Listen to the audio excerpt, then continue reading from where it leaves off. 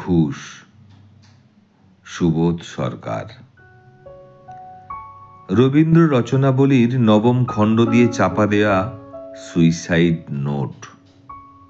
ছেলেকে লেখা।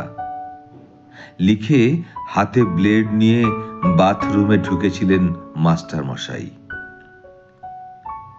দুপুরবেলা কাজের লোক দরজার তলা দিয়ে রক্ত আসছে দেখে চিৎকার করে ওঠে। ছেলেকে লেখা এই তার প্রথম এবং শেষ চিঠি। অরণি। আমি বিশ্বাস করি সন্তান পবিত্র জলের মতো। যদিও তোমার সঙ্গে আমার সম্পর্ক ভালো নয়, তবু তোমাকেই লিখে রেখে যাই। গত 2 বছর তোমার মায়ের চিকিৎসা বাবদ আমার যৎ সামান্য সঞ্চয় আপাতত নিঃশেষিত। চিকিৎসার ব্যয় ভার আমি আর বহন করতে পারছিলাম না। জীবনে তোমার টাকা ছুঁইনি, মরেও ছোব না। আমি আজীবন ছাত্র পড়িয়েছি, জ্ঞান তো কোনো অন্যায় করিনি। গত মাসে আমার স্কুলে এক অভিভাবক এসে ঝুলোঝুলি করেন তার ছেলেকে নেবার জন্য।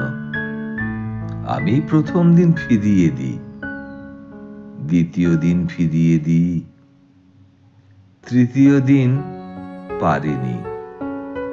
তিনি আমাকে একটা বড় খামে 30,000 টাকা দিয়ে চলে যান। সেই টাকায় এই মাসে তোমার মায়ের চিকিৎসা চলছে। জানি না তিনি বাড়ি ফিরবেন কিনা কোনোদিন। ফিরলে বলো, পৃথিবীতে আমার বেঁচে থাকার অধিকার চলে গেছে। ইতি বাবা। যখন সারাটা দেশ দাঁড়িয়ে আছে টাকার ওপর, তখন রবীন্দ্র রচনাবলী দিয়ে চাপা দেয়া একটা সুইসাইড নোট। হাসপাতালে গাছের তলায় গা ছমছম করছিল। এগিয়ে গেলাম সাদা কাপড়ে ঢাকা মাস্টার মশাইয়ের দিকে, একটু বেরিয়ে থাকা পা দুটোর দিকে। ওই একটু বেরিয়ে থাকা পা দুটো যেন ভারতবর্ষের শেষ মাটি।